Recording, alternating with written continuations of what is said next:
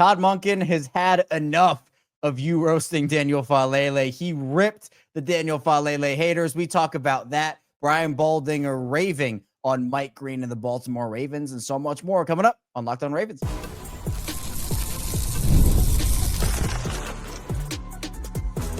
You are Locked On Ravens, your daily Baltimore Ravens podcast. Part of the Locked On Podcast Network, your team every day.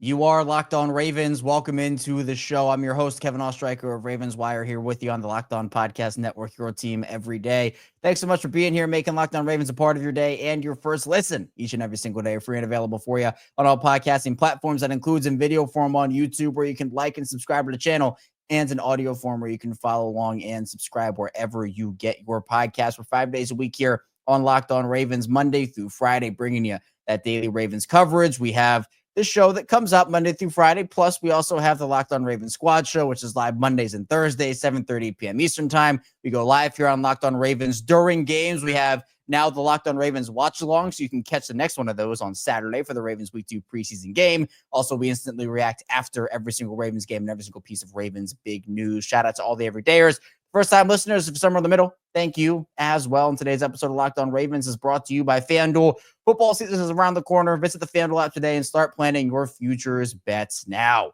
Speaking of the Locked On Ravens Squad show, here with me is a member of that, plus from the Ravens Talk podcast, it is Sam Njoku. Sam, the Ravens gearing up for week 2 of the preseason. We had a lot to dive into about that on the squad show last night, but headlines continue to pour in as they do during the football season. I know we're not quite to the regular season yet, but still plenty to dive into. Oh yeah, we're closing in. I mean, we're almost midway to the preseason game, upcoming matchup against the Cowboys. So I'm feeling really excited about it. I know there's only a couple of games left. Ravens probably have their mindset up with the roster spot, maybe one or two positions that still need to be filled, but I am very excited still to talk some football. Got to watch some football, when the Ravens played the Colts, so I'm still amped up about that. I'm a psycho for this. It looks like I'm all in because I was excited about the preseason game and I'm itching to get some more action against the Cowboys. Yeah, that's what we did, the watch along, and start of the fourth quarter, all the third, fourth, fifth stringers are in, and I said, this is for the sickos. This is the sicko time where, people are at halftime. It's like, all right, who are these guys? No, these are guys who are fighting for roster spots. We are going to watch them all the way through. And actually, in the final part of the show, we'll dive into some underrated standouts that maybe aren't getting as much attention, but had pretty good games and showings throughout the course of not only preseason week 1, but also in training camp. We'll get into Brian Baldinger raving on Mike Green and the Baltimore Ravens in the second part of the show. We had a lot of compliments from Mike Green, both with his breakdown and also his comments over on NFL Network. But in the first part of the show, Todd Monken is done with the Daniel Faalele hate. He took the podium after the Ravens' little walk-through practice on Tuesday. Wasn't really a lot to report on from there. It was just not an intense day of practice for the Ravens, obviously, with the walkthrough. But Todd Monken got intense up at the podium when talking about Daniel Faalele. So he was asked by Jonah Schaefer how he would evaluate what he saw in Daniel Faalele in the preseason game. And then he was asking about, with his slimming down, does he think he gives him more versatility? And we know, Sam, Daniel Faalele, according to PFF, had a literal zero for a passing grade. We saw the rep that he had where he got bowled over by a Colts defender. And Todd Monken said, quote, "I'm so proud of Daniel. He worked hard in the offseason and came into camp in great shape. I think I was talking earlier that we were excited for Daniel. He's come a long way. He's a really, really good football player. In today's day and age, shock value, whatever's seen for one shot on the internet doesn't make a man, or a great play doesn't make a man." As I was saying earlier, we were talking like if the internet posts someone walking into church, it doesn't make him a great Christian. It just means they walked into church. They picked out one clip of it. That's not Daniel. Daniel's been outstanding throughout all of camp and has played his rear end off, and we're excited where he is at now and where he is going to continue to grow. And he also had some other comments we'll get to in a little bit about Faalele, but seems like, Sam, this is what we talked about. This is what we've been saying. The Ravens are all in on Daniel Faalele. There was no competition for the right guard spot. A lot of people believe there was, including myself. There should have been some competition. There was not. This, to me, put to bed, not that there was any question before in my mind, but, if there was any crack of that door open about, is Faalele going to be the starter or not? These comments slammed that door shut by Todd Monken. Slammed shut, deadbolted, hammered the nails in. Daniel Faalele is the right girl for the Baltimore Ravens. That comment definitely 100%, it did it in. But, I don't understand. I mean, I get it. You're not going to, belittle your guy, but come on. There wasn't just one play. That one play is the one that we're going to use because it's the most outlandish, it's the most loud, so to speak, of the plays. But there's a reason why he had a 0 grade from PFF. I mean, 4 out of the 5, I believe, snaps that I saw passing block-wise for Daniel Faalele were losses for me. And I think there are other people who I trust who agree with those sentiments. So it's not like we're picking on Daniel Faalele. Nobody wants Daniel Faalele to succeed more than me. I'm telling you. There's not many people in the world who wants him to succeed more than I do because it would do so much, not only for Lamar Jackson, but for Derrick Henry, for this offensive attack as they push for a championship. So we all want Daniel Faalele to succeed. We certainly do. But he hasn't shown us that yet. And I guess we're going to have to deal with it. I'm not going to complain about it anymore. As you mentioned, it's done. Daniel Faalele is the guy. He's not going anywhere. You can't do any worse than what he did the first year that he was a starter. So if you're expecting him to get benched, if the Ravens dealt with him year 1 of his tenure as a starting right guard, then there's no way to bench him this go around. And obviously, based on the comments, he's the starting right guard for the foreseeable future. The Ravens are going to have to make do. They're going to have to get by with the offensive line. Obviously, he's the worst of the bunch, but there are other teams with worse offensive line play as a cohesive unit. Obviously, I think he's probably the worst offensive lineman starting for a playoff team, but that doesn't mean the Ravens still don't have a shot to win it. Just going to have to deal with the consequences because Daniel Faalele will struggle. The lows will be low. There will be highs, but there will certainly be lows. His losses are very loud. We certainly saw that in the preseason game. Monken was then asked by Cordell Woodland about that internet stuff with Daniel Faalele, and he said, does he hear any of the things that fans have to say? And, if you do see it, how do you respond to that stuff in the moment or with him in particular? And he said that he doesn't respond to it. He said that he's not naive to seeing those things, but he said, quote, it was one play. That was one example. I can't imagine any of us having one example of something in our life, and that's who they are. He said, that's the silliest stuff, I'll say stuff, I've ever heard in my life. It's just the way it is. It's the world we live in, right? It's the world we live in, and Daniel's a tremendous football player, really is, and I love where he has come, but I get it. They have to live it more than me, meaning the players. I'm used to it. I mean, that's part of the business. I should be old enough to handle it. Just the bottom line is those guys, they have to deal with it every day, those things, but I'm excited for Daniel. So, again, at this point, you kind of see what he's put on tape. Last year, obviously, mobility was an issue for him getting to his spots, being able to – in this offense, Sam, you're going to have to pull. If you're a guard, if you're an offensive lineman, you are going to have to pull into space, get to a blocker before he can shoot a gap. And Daniel Faalele whiffed on multiple, especially earlier on in the season, whiffed on multiple plays like that. I think from week 1 and 2, which arguably he was a huge reason why they lost those 2 games, he improved, but he still had very loud losses. And the thing with Lamar, and I think we saw this really, and honestly, I think that the preseason game, we kind of saw a little bit of why Lamar Jackson is so valuable, is he erases so many of those bad offensive line plays. He elevates offensive linemen. He makes offensive linemen look better than they actually are. And Daniel Faalele still had a lot of moments last season where you're like, man, what's going on here? What's going on here? Like, Lamar Jackson can escape a lot. I almost said anything. It's not anything, but it's almost anything. And with Cooper Rush and Devin Leary back there, those guys can't do what Lamar does. And we saw that maybe a play that Lamar could get away with rolling out in the pocket, using his gifts and making something out of nothing. Other quarterbacks can't do that. And guess what? A lot of quarterbacks in the NFL are just other quarterbacks, not named Lamar Jackson. So I think it kind of shows, one, how valuable Lamar is, but two, who Faalele actually is a little bit as an offensive lineman at this point. Not to say he hasn't improved, not to say he hasn't gotten slimmer. You can certainly see the transformation, but sometimes that still doesn't mean that you are supposed to play in a scheme like Baltimore has. And sometimes that could just be it. The scheme fit might not be there for him.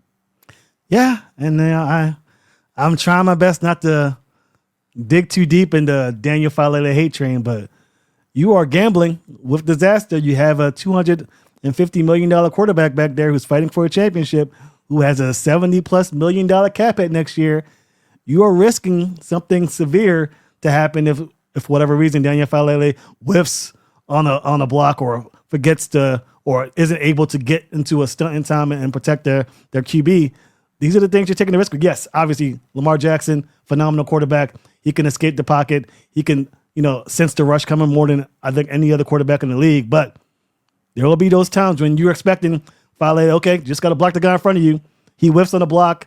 All of a sudden, we're dealing with something more severe. And we mentioned it, Devin Leary and Cooper Rush did not show much of anything in the first game. Obviously, they have a chance in week 2 to do something better. But I just would be remiss if I didn't say that the Ravens are playing a dangerous game with Daniel Faalele. We'll see what happens. Of course, maybe I'm wrong. Maybe everyone's wrong. Maybe Daniel Faalele just showed his worst stuff. He's way better than we're seeing. Maybe training camp is showing him his true colors. Maybe week 2, he comes in against the Cowboys and plays like Marshall Yanda. But I will be remiss if I wasn't a little concerned about this. And again, this is a problem that loads of teams would love to have. Your worst player is the right guard, and he was a Pro Bowl alternate. Okay, cry me a river. But, I'm looking for a championship here, and if I'm looking for a hole, it's right there.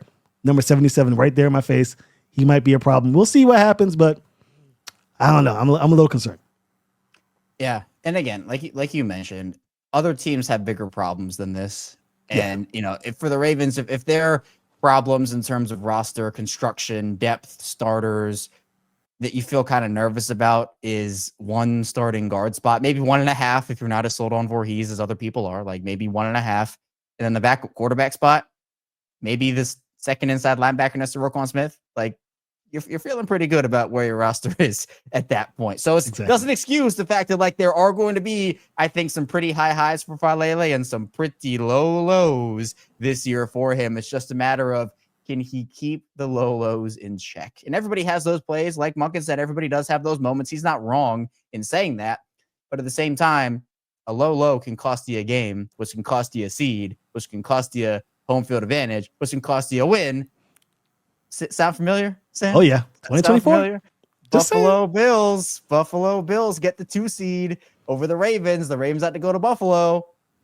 And maybe Mark doesn't drop that pass or another play doesn't happen or something crazy doesn't go on. And I hate playing the game of what ifs, but I did it just there. So too bad. Coming up in the second part of the show, I'm going to be diving into Brian Baldinger raving on Mike Green in the Baltimore Ravens. Mike Green is taking up many Baltimore Ravens headlines over the last handful of weeks. So stay tuned. Plenty to dive into on the show.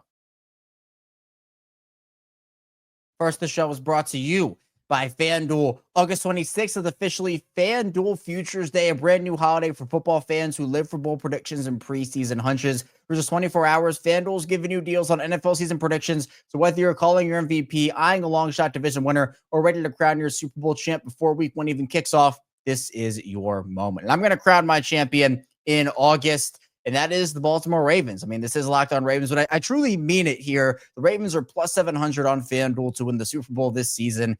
I like those odds. You also have them tied with the Bills and the Eagles in that regard. The Chiefs are plus 800, but with the way the Ravens have constructed their roster, obviously Lamar Jackson being the quarterback that he is and the pieces around him, I think this could be the year for the Ravens for sure. So visit the FanDuel app today and start planning your futures bets now, because Futures Day is one day and one day only. FanDuel, play your game.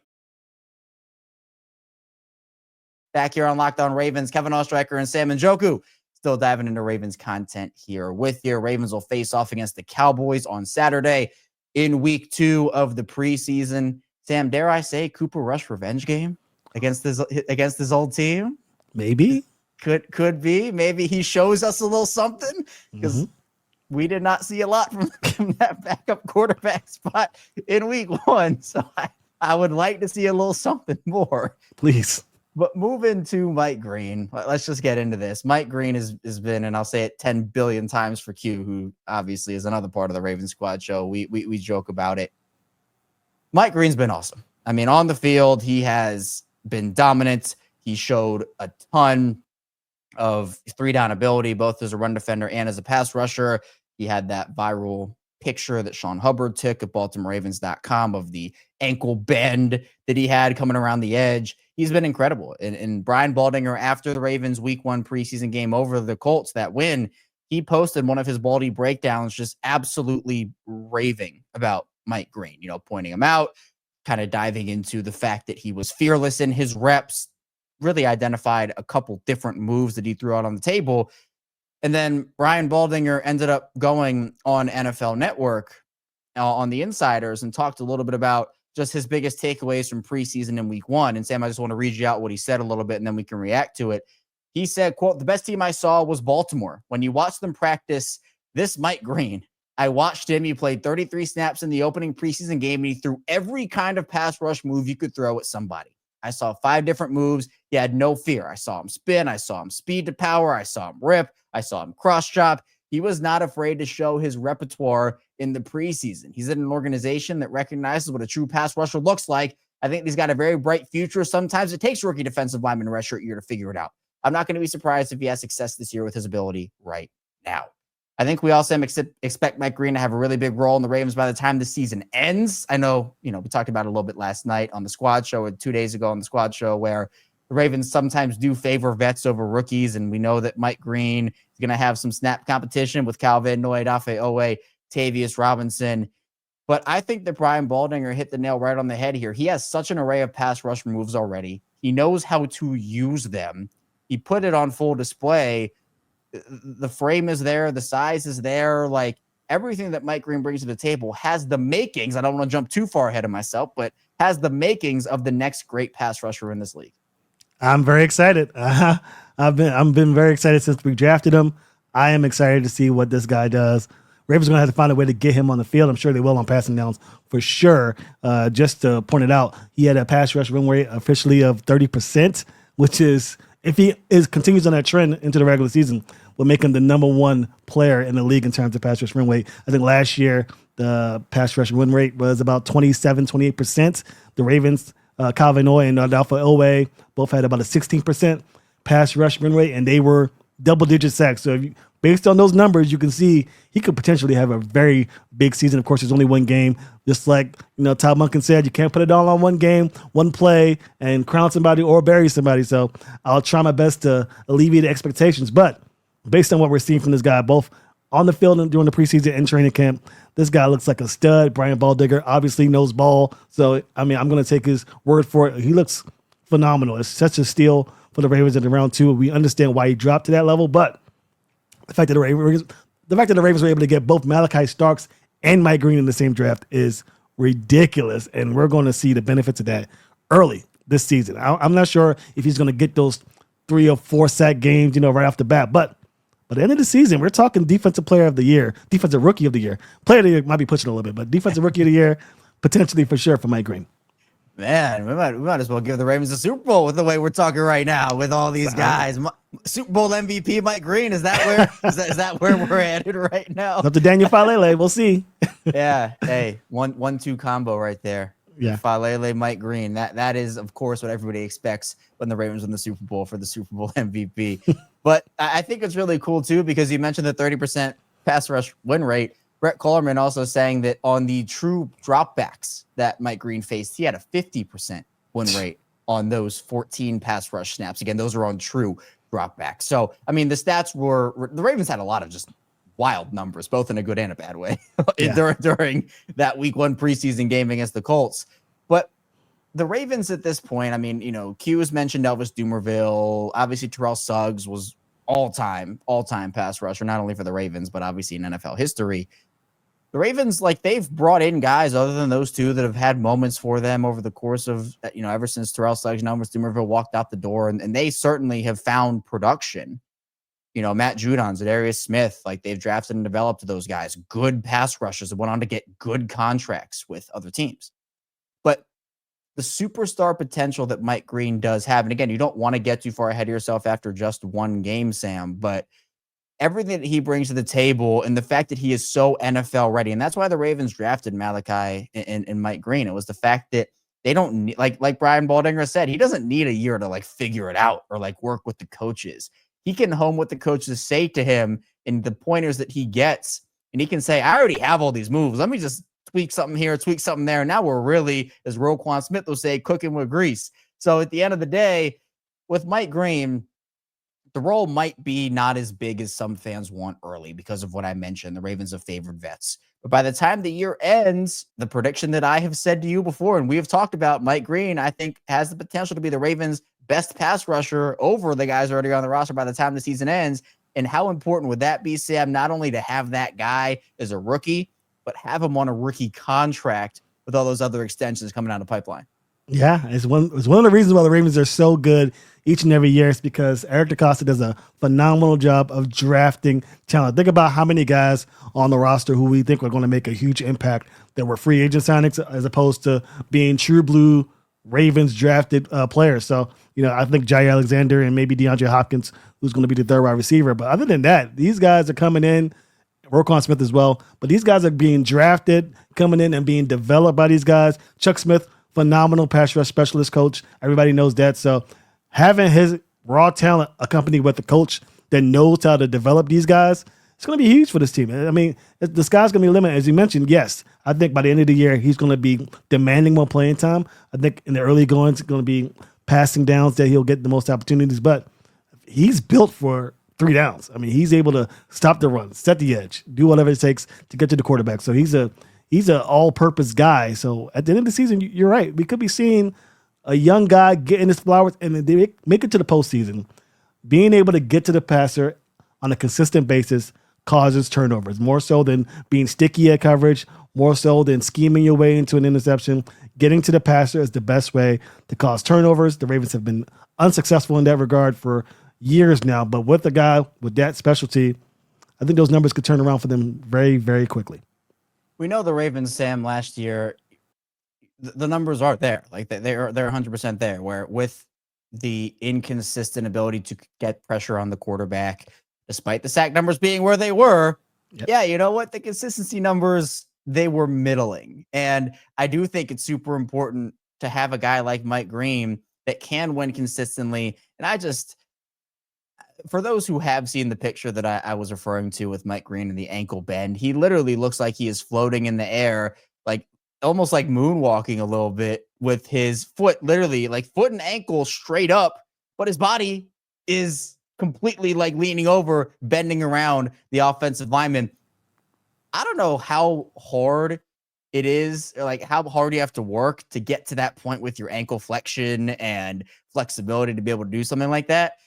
But the bend that we saw, and this goes back to the stadium practice, it goes back to training camp, goes back to Marshall. He has viral clips at Ohio State and others as well, like big time schools that he dominated. Like the entire package is there with him. Now it's up to him, obviously, against ones, NFL offensive lineman ones. The Colts did not play all of their offensive linemen in that game. Obviously, Mike Green didn't play against NFL offensive linemen in terms of starters for a full 60 minutes in that preseason game. How do you feel about the room in general, though, Sam, the edge room right now? Because I mentioned Owe, Van Noy, Robinson, obviously Green is in there. Adisa Isaac, he had, I think, a pretty solid game. David Ojabo took advantage of his opportunities. I still think 5 is that sweet spot, and we've talked about this on the squad show, but David Ojabo might force him to mess around and keep 6 at this rate. Like that room is looking maybe a little deeper than I thought it would. And I think Mike Green honestly changed the whole perception of it for me.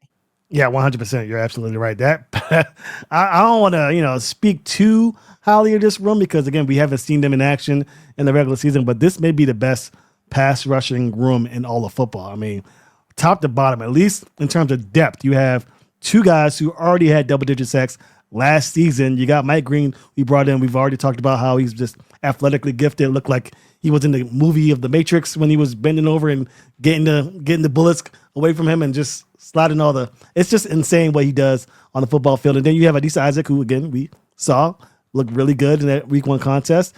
David Ojabo, who didn't just look good in that 1 sack against Anthony Richardson, but who's kind of flashed in camp a little bit. Very surprising camp for him as he looks like he's fighting for a job, which he actually is, fighting for a spot on this football team. So all of that means to me that good chance somebody gets traded. I think there's a good chance somebody gets traded. You can't cut David Ojabo without somebody picking him up immediately. So I think the Ravens may trade one of those guys, either Adisa Isaac or David Ojabo.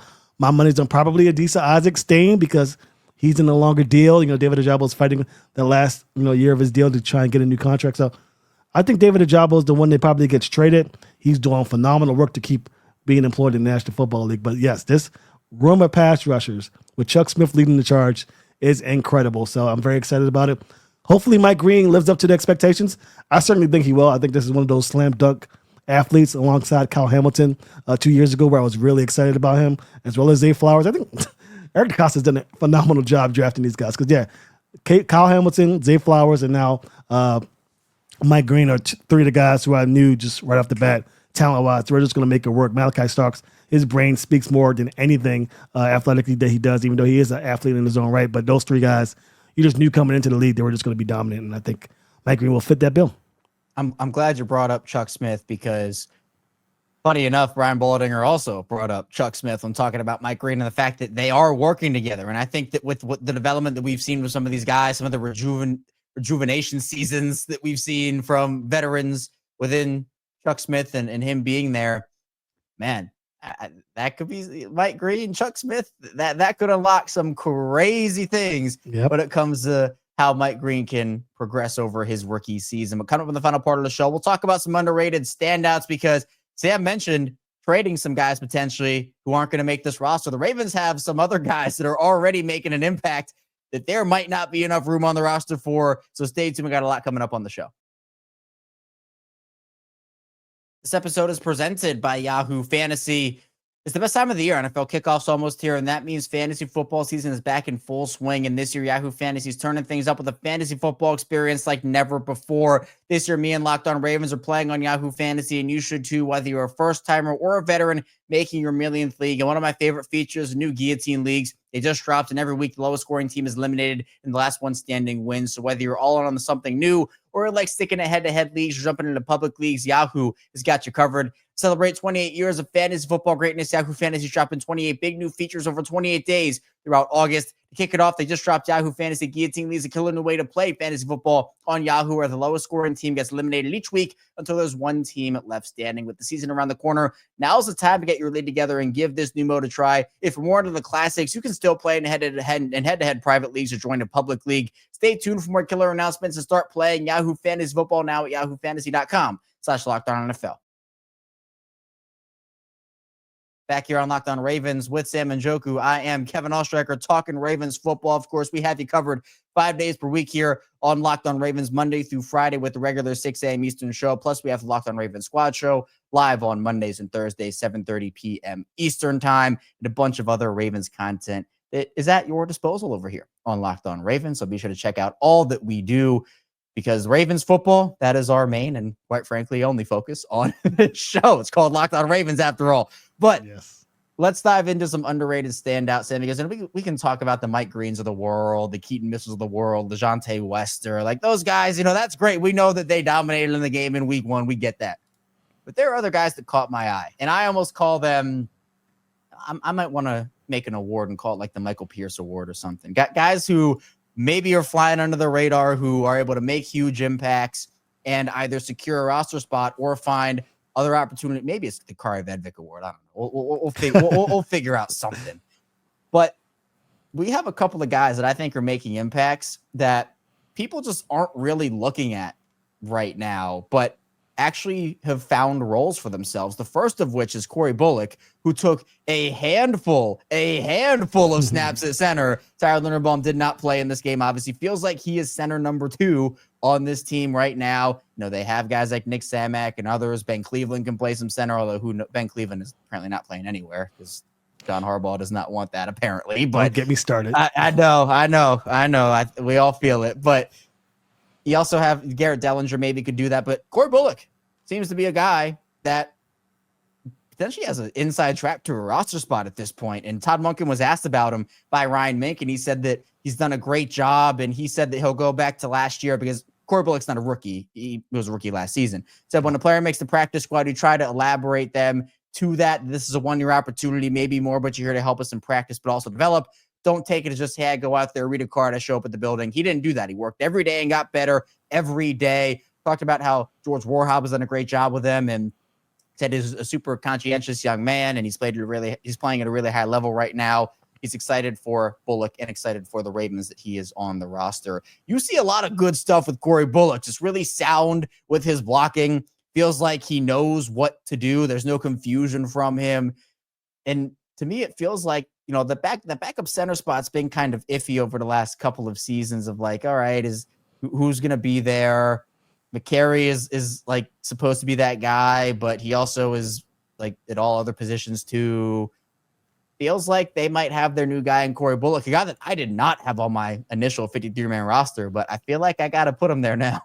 Yeah, if anything, it's Cory Bulock's job. Let's just get that out of the way. Nick Samek lost his backup starting spot. Not only did he play a large amount of snaps in the preseason, but he's taken a lot of the snaps with the first team in practice as well in training camp. So all that tells me is that Cory Bulock did his thing. Very happy for him. It definitely shows that the Ravens do a good job of developing their guys. Even if you're in the practice squad, if you fight, you got a shot to make the roster. So that's really good that Cory Bulock made the roster. He also plays a little bit of guard too, so he could be a guy that can be a backup guard. Versatility is the name of the game for the Baltimore Ravens. So very impressed with what I saw from him. Looks like he got that backup spot that puts Nick Samek on the bubble, or potentially even a roster cut for this upcoming season. And you look at some of the tape that he brings to the table. He explodes off of his initial block into the hole. There was one play where he literally just burst through the line, chipped his guy, and then went straight to the second level for the linebacker on that play that opened up the huge run for Keaton Mitchell before his touchdown run. That was like the first of a billion big runs for Keaton Mitchell. But you know who was on that offensive line? Cory Bulock was on that offensive line that was paving the way. So I was really impressed. I'm excited to see him in week 2 and kind of dive into more tape and film on him, because I think what you see is the burst, athleticism, and the ability to seal, which is really important. You know, some guys can't do that well. You know, they kind of get to a spot, guys can get ahead of them. Cory Bulock does a great job of getting to his spot and making sure that he is in front of his defender before he's able to make a play on the ball. So Cory Bulock's one of those standouts a lot of people are excited about. CJ Okoye, Sam, is the other one a lot of people are talking about right now. He also is not a rookie. You know, a lot of people think the Ravens have all the successful undrafted rookies. Oh, all these guys, no. CJ Okoye actually has been in the league for a couple of seasons, and actually he had a viral moment in 2023 with the Chargers where he was getting his feet wet in the NFL, had never played an organized game of football in his life. Wow. Before the preseason, and he got a sack in that game.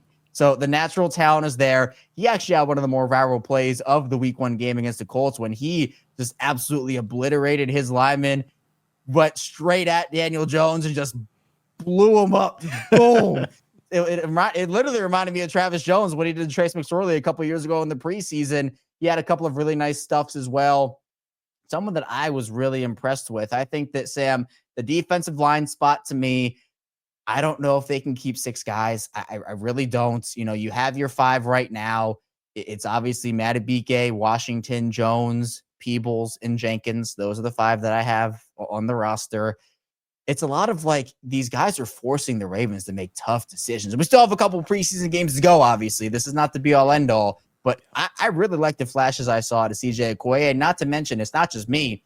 There are already other teams looking at the tape because, you know, teams always scour and, you know, fans of other teams always try to look at, all right, who are teams that might have a guy that we can take away? Yeah. And Cowboys fans want CJ Okoye now. Other fans want CJ Okoye now. The Ravens might talk about guys that might get traded.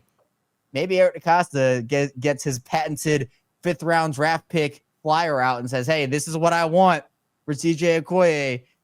I don't know. He could help the Ravens, but I have a feeling if they do not keep him on their final 53, he could get scooped up in a hurry. I don't know, man. He's looked good in camp. He saw what he did in preseason. He could be taking somebody's job. It could be one of those situations as well. So let's keep an eye on that because, yeah, he has looked good. He that swim move, that rip to get to the quarterback was dominant. It looked very dominant and something that they can use for sure. I mean, he's looked at as 370-pound guy, big guy, could probably help him run support as well. So, yeah, the Ravens, again, this is a good problem to have. When you're a Super Bowl team like this, I mean, we talk about the Eagles and all the things they do with drafting guys, but some of the stuff they do is really related to maneuvering the cap. The Ravens are just, here, draft this guy, bring this guy in, young guy, let's build him up, let's coach him up. The Ravens take pride in that. John Harbaugh has talked about that in the past, about being able to coach these guys up and get them ready. So, okay, is another example of a guy who could potentially be taking somebody's job. And yes, there's also a chance that he could get traded or maybe he moved to the practice squad. But based on the viral clip that we saw, most likely somebody will pick him up. So definitely something for the Ravens to think about. It's going to be very tough to keep all these guys. Great problem to have, obviously, but, you know, you'd love to keep a guy like Okoye. It'd be incredible if they could. And, Yeah. John Harbaugh said during his availability on Monday that he's really learning. He's making good use of all the size that he has. He's come light years. So I appreciate you, Sam. Thank you for hopping on the show. Before I get you out of here, please tell everybody where they can find you and what you're working on. Well, of course, you can find me on the Locked On Ravens Squad show. Twice a week, we'll be here again, post-game show after the Ravens beat the Cowboys, hopefully with some good quarterback play from Devin Leary and Cooper Rush. So definitely find me on here on this show twice a week, definitely for that. Also find me on Ravens Talk Podcast on Instagram, TikTok, Twitter. Have our show once a week as well, doing all things Ravens, talking all things Ravens, getting ready for the regular season. Very excited for it, where the Ravens and the Bills meet up for some revenge for the Ravens as they try and make up for that loss in the divisional round in 2024. Lots of content from Sam, including obviously here on Locked On Ravens. So all the links to Sam's work in the description down below. Sam, I appreciate you as always. Thank you. And thank you to everybody who watched and listened today to Locked On Ravens. We'll be back here tomorrow, of course, diving into more Ravens content and coverage with you. So on the way out, hit the like and subscribe button in video form. Follow along and subscribe in audio form. And I'll see you right back here tomorrow on Locked On Ravens.